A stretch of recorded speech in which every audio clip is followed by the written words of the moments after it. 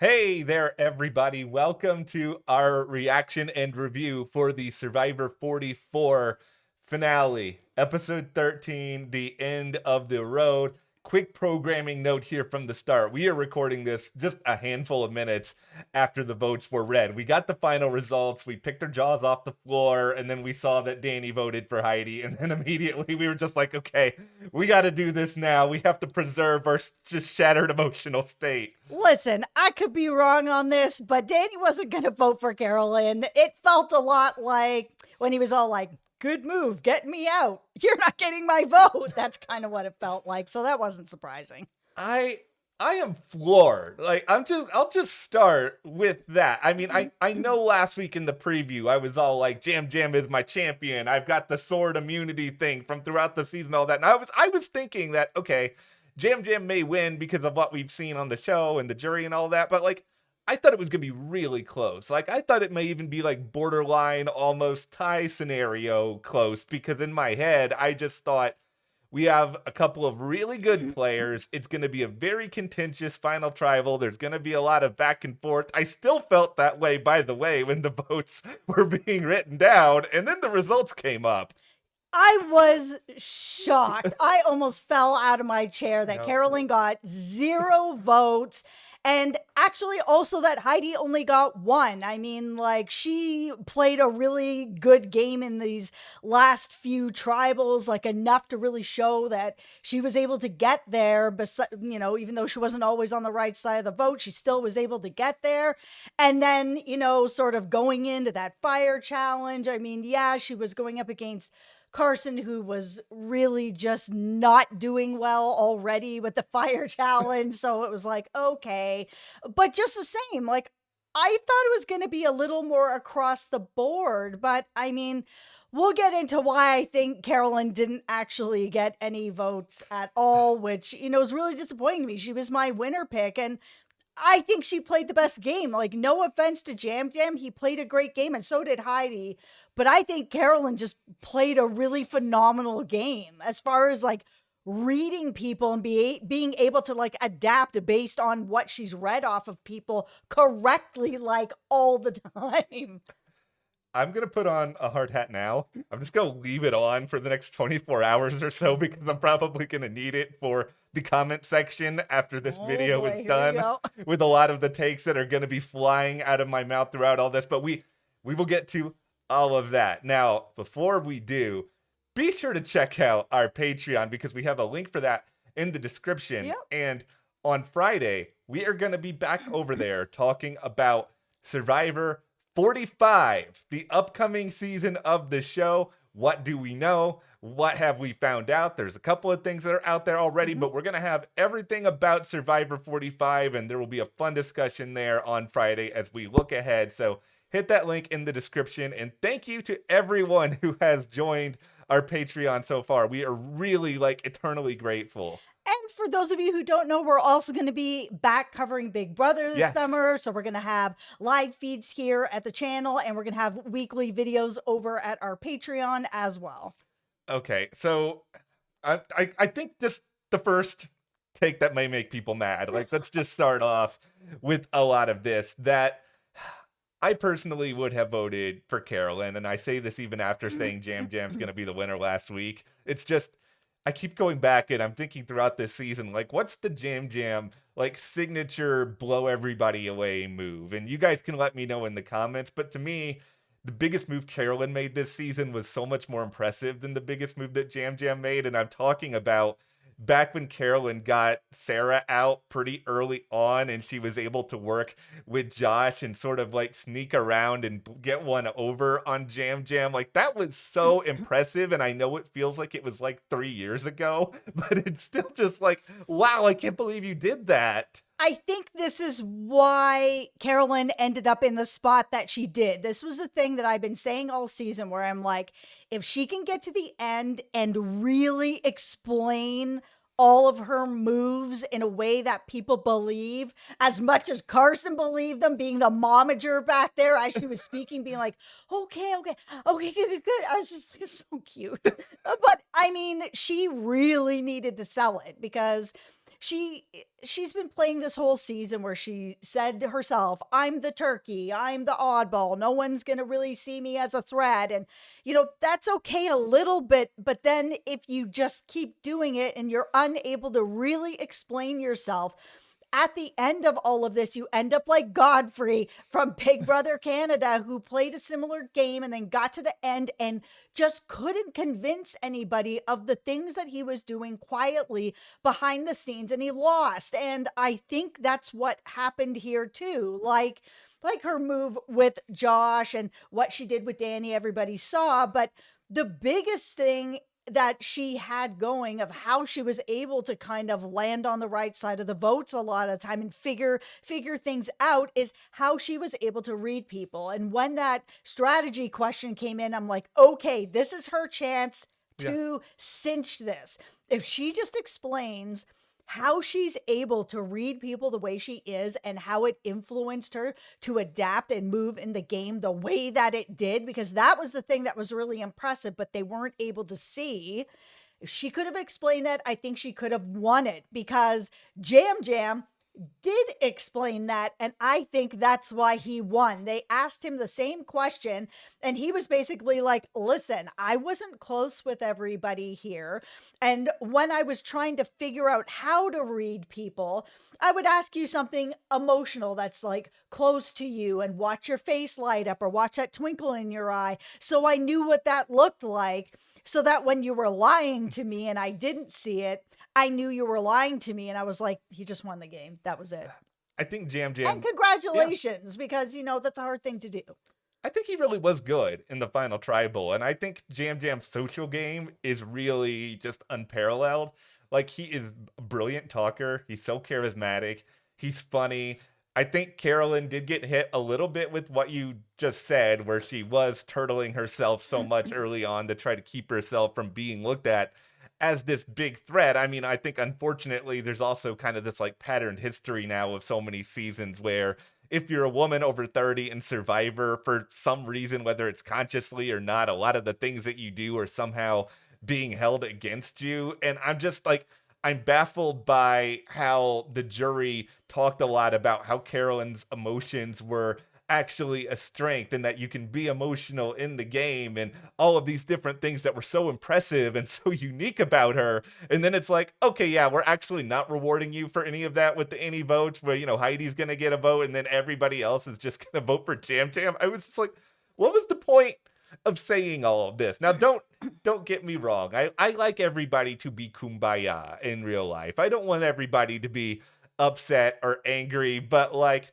I wanted more feistiness at this final tribal. I wanted some more serious pitches being thrown around here. I wanted more bitterness. Where is my drama at final tribal council? I was fine with it. It felt like there were some really solid questions asked, some, pretty solid answers on some of this stuff. But out of the three of them, I just think Jam Jam gave the absolute best answers. His speeches were really good. He was able to really articulate what he did in the game and how he was able to do it, and how he was able to read people, how he was able to adapt even though he was being targeted a lot.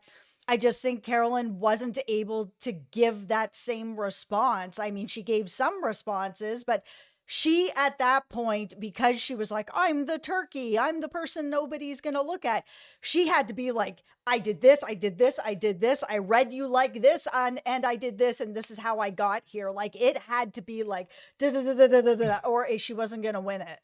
But I didn't think she was going to get zero. No. I for sure thought she was going to get Carson's vote the way he was just like, a little over here. Yeah. Oh, okay, you did it. I was just like, okay, at least she's going to get Carson's vote. It was so bizarre. It's like, can you guys at the jury, you do all this whispering stuff that gets irritating at times during tribal all season. Can you guys just not whisper during the final tribal and just be like, let's give Carolyn a couple of votes, even if Jam Jam is going to win? No, I think one thing that Heidi did really well, and I was actually kind of surprised there wasn't more votes on this part of her speech. There was a time where she was talking about what she had done to, get here in the game. And at one point she was like, These two were basically being puppeted by Carson. I was like, ooh, okay, here we go. Like, and I could see some people in the jury actually maybe thinking that. And if that's the case, that could have really hurt them. It didn't, but it could have. I was so impressed by Heidi in the final tribal. I mean, don't get me wrong. I think that both Jam Jam and Carolyn played much better overall games than her, but I think she came into that final tribal really, really prepared. And even Yeah. if you say something that's not fully true, it's like I think Jam Jam and Carolyn were independent enough from Carson, but Carson was Yes. sort of like he was sort of like the strategic head of their council, and Jam Jam was really great at social game, and Carolyn was really good at thinking outside the box and like bringing in different people. And she held on to that idol for so long, which is incredibly impressive and really underrated. But like Heidi, she let the claws out, I think, more than Jam Jam or Carolyn did, in the sense of like,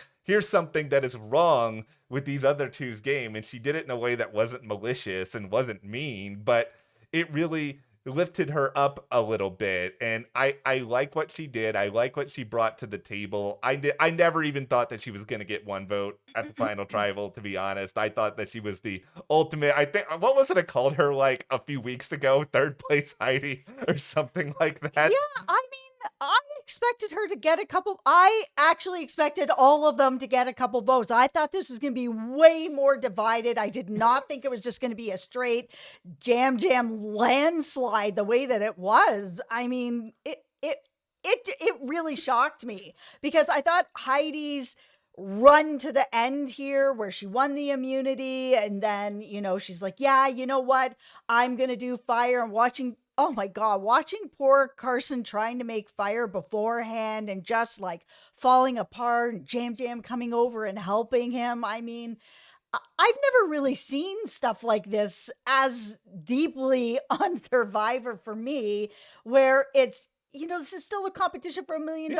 They're right at the end. And here's Jam Jam coming in being like, I'm going to help you. I'm going to show you how to do this. That could have easily blown up in his face where he teaches Carson how to do this. Heidi picks Jam Jam and Carson, and then Carson just like outfires him. Yeah. That could have happened. Like, I know it didn't, but I was just like, oh my goodness. Like, if it goes that way, it's going to be something that's going to be talked about forever. And Carson would have been really, really dangerous at Final Tribal. Like, I don't like these whole questions that get asked all the time. It's like, if it was this situation, who would have voted for who or whatever else? Because I never trust how genuine anyone is. It's just like, regardless of what anyone might say in those particular scenarios, I feel like if Carson's in the final three, I'm not saying he wins, but I think he has a very, very good chance. So anything you could do to help him get there is just like, so baffling. It just makes no sense at all. I mean, good on Heidi for, in my opinion, at least, taking the chance and going up against him and realizing, okay, you know what? I need to at least try to do something in order to ensure that I get someone dangerous out of the game. Like, I respect it for her, mostly because of this. If you say you're thinking about it, you need to do it. I was so ready if she was going to back out on this and be like, nah, I'm not going to do it. Just be like, you just cost yourself any chance of winning this game because nobody's going to take you seriously after that. Listen, I understand why she decided to do it, where she was basically like, I just don't think I have enough of a resume. I haven't won enough. But I mean, me as a watcher, and if I was in the jury, for me, winning challenges doesn't make you a Survivor winner. It's not enough. Like, I want to know all the sort of strategic stuff you did and the social stuff you did. It's a whole rounded game. It's not just I won a bunch of challenges, give me the money. That's not how it works for me. So if she didn't make fire for me and she played a more well-rounded game, she would have gotten my vote. But for her, she's like, oh man, these other people have won more than me. I have to win fire. I was like, okay, and you've picked Carson because, you think you can beat him because he's struggling with fire. Okay, yep. I understand that, and you'll be able to get him out. Strategically, that makes sense. But at the same time, you're beating Carson who can't make fire, and you watched him struggling on the beach and he just cannot make fire. At that point, I would have rather seen her go up against somebody who can really make fire. I mean, Carolyn had been saying, she was practicing fire till her fingers bled. That, I'd be like, then it's you and me, Carolyn. Like, I'm going to take you out, which wouldn't have been the right move, obviously. You don't want to sit there at the end with Carson. But at the same time, it's like, oh, she beat Carson. It's just like he didn't know how to make a fire. So, where are we on this? Apparently, Heidi, you could have beaten anyone up, I guess, because you just freaking set the entire record of all of this. Congratulations, Heidi. That's very cool, because I know you're not watching this video, but it's still very cool. If you are Heidi, pat yourself on the back. You did it. You got one vote. You're technically the second place finisher on this season. I don't know if I don't know if that's why Danny voted for you, but you know what? You could at least say you had this. Now, I'm going to make a joke about Carson, and then I will say something genuine about Carson just to show that I care. All right, Final Four immunity challenge. We have seen this challenge 2 billion times. The whole, you put the ball in the top thing. You go, the thing that requires hand-eye coordination, that Mr. I have cerebral palsy, I would be dead in like 5 seconds doing this. Guess you didn't 3D print this one, Carson. I'm sorry. Actually, he probably did. No, listen, like, when I saw that other one that was like, it's the puzzle challenge, I was like, well, Carson's going to win it. If this has been here before, then he's got this in the bag. And I've seen so much debate online about this with people that are like, it's super unfair that he's been able to do that. And other people are like, well, other people are able to do it as well, if they have a 3D printer, which is extremely expensive. That's not something that everybody has access to. But then other people were comparing it to like, well, other people practice making fire at home. So, how is this any different? And to that, I have to say, everybody has sticks that they can grab off the street and start making a fire out of them. But a 3D printer is extremely expensive, and not everybody has the money to do that. Dear Survivor. Please stop being so cheap and make some new challenges so people can stop doing this. Because as soon as he walked into that, I was like, well, here we go. Even if this is not a puzzle that he's seen before, ever 3D'd this puzzle or whatever, he's so familiar with doing puzzles because he 3D printed all these puzzles. And I'm not dogging on Carson. And make this very clear. Good for him for taking an advantage that he was able to do at home. Survivor, make new challenges so that people can't do this.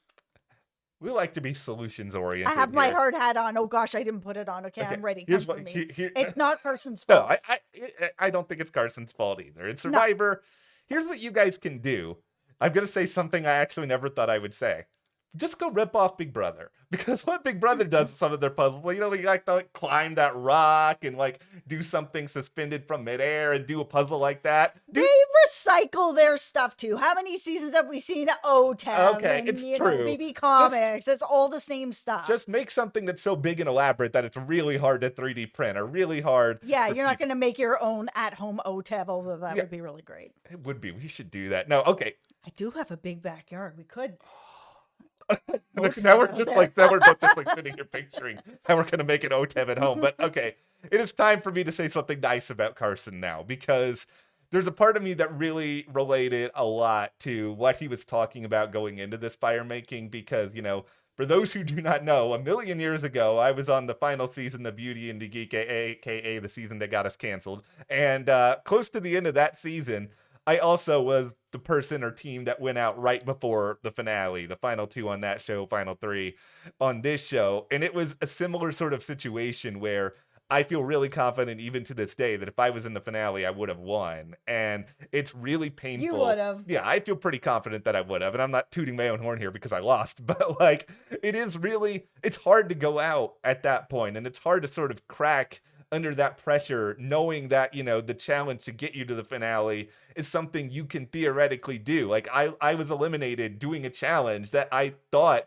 I could do, and it didn't work out. I got insecure. I got afraid. I got nervous. I didn't start thinking as I usually would. And it's just like, I relate and understand a lot to what Carson was going through in that moment. I give him a lot of credit even for going out there. Like, he's just like this tiny, skinny, nerdy I dude. wanted to hug him so bad when he was on the beach just falling apart about the fire. Yeah. I felt so bad for him Yeah. And we've because he did play a really good game. he did, and we've had our fun at Carson all season long, but I think he's a very good strategic player. I think really that whole Tika 3, like, they are all going to be really memorable for a long time. Now, They were so fun together, and they each brought something so different to that alliance, which I think is why it was so strong. now if I'm Carolyn, here's the thing that's going to keep me up at night. Final five, you have a chance to get rid of Jam Jam here. It doesn't seem like anybody had the idol. Ultimately, Carson was immune. You couldn't get rid of him. You guys get rid of Lauren when Jam Jam was right there, and you could have made that move.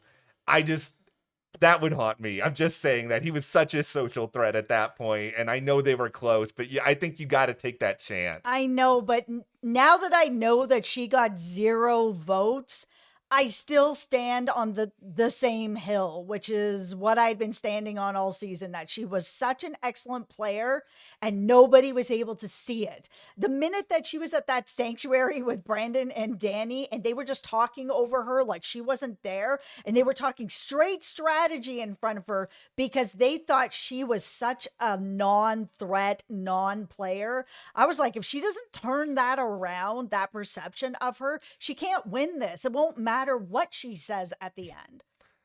2 final thoughts here for Jeff Probst on this season. 1, stop saying the sanctuary where good things happen. Stop trying to make fetch happen, Jeff. I am tired of hearing about the sanctuary and all of this other stuff. It's just filled with peanut butter and jelly sandwiches. Come on. It's not. All the stuff from craft services is sitting there. Here's some chips. Here's some peanut butter. Yeah. I would rather go back and watch Jam Jam reenact the "It's Just a Bleeping Stick" early on in the episode than have to sit there and watch Probst brag about the sanctuary. Also, Probst, stop making your show so meta. I do not need the producers talking to Carolyn in a confessional. I don't need the entire show to be a advertisement for why you should apply on Survivor. It's like, I play Skyrim. When I'm playing Skyrim, I want to be immersive. I want to pretend that I am the Dragonborn walking around and taking out frost trolls. I don't want to be playing Skyrim and all of a sudden have an NPC walk up to me and be like, "So how was your experience playing Skyrim? Would you like other people to play Skyrim with you?" It's like, no, I want to pretend that these people are actually on an island playing Survivor in their own little bubble. I am an old man yelling at a cloud, "Let me live." Okay, before we wrap it up, I also just want to give props to Lauren. She played a really good game, and it was really emotional for me watching her go out at that point where she had, won a few challenges. She had really figured things out. It was just her numbers were shrinking and shrinking, and she was just in the unfortunate spot that she just couldn't break this 3. I mean, that moment where she was like, "Just a minute, Jeff," I was like, okay, she doesn't have it. I know she doesn't have it, but like, it was really she's funny. Like, it was a bummer to watch her go out. I kind of thought she had it because they had this edit where she was They looking did. for it and they like flashed right above her. It's like, oh, that's a sign she actually found it. No, because they didn't show her actually picking it out. I was just like, no. Although there was a moment during Tribal a couple times, anytime someone said the idol, she smiled. And I was like, okay, she either has it or she might make some kind of a "I have it, but not really" kind of thing. Because it was every single time someone said idol, she'd have a big smile on her face. I just have a big smile on my face after this season. Like, I think, regardless of the fact that I would have voted for Carolyn, and Jam Jam's still a great winner. I think He's a great winner. Yeah. He really deserved to win this. This is a really fun finale, a really good final 5. I'm feeling very good about this season overall. Sure, there are quibbles, but there are quibbles with everything. What would we be if we were on here talking about sunshine and roses and happiness all the time? I loved this season, and I know not everybody did. I've seen everybody on Twitter talking their crap, but like, I really loved it. I thought this cast there were so many fun sort of oddball characters. It just felt like it's been a long time since I felt like this, where I was just watching like genuine, real people, and it wasn't just filled with influencers trying to, build up their Instagram following. That it felt like a group of real people and people I could relate to and people I could learn about. It was just a great cast. Don't worry, we have the Bachelorette coming up for the influencers.